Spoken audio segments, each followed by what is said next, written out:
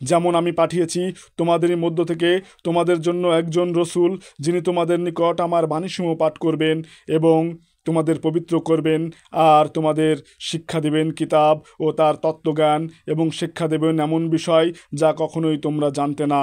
সুতরাং তোমরা আমাকে স্মরণ করো, আমিও তোমাদের স্মরণ রাখব, এবং আমার কৃতজ্ঞতা প্রকাশ করো, অকৃতজ্ঞ হও না। হে মুমিনগণ, তোমরা ধৈর্য ও নামাজের মাধ্যমে সাহায্য প্রার্থনা করো। নিশ্চিতই আল্লাহ ধৈর্যশীলদের সাথে রয়েছেন। আর যারা আল্লাহর রাস্তায় নিহত হয় তাদের মৃত বলো না, বরং তারা জীবিত, কিন্তু তোমরা তা বুঝো না।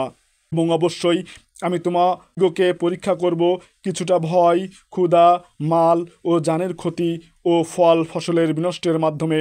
তবে সুসংবাদ দাও সবরকারীদের, যখন তারা বিপদে পতিত হয় তখন বলে, নিশ্চয়ই আমরা সবাই আল্লাহর জন্য এবং আমরা সবাই তারই সান্নিধ্যে ফিরে যাব।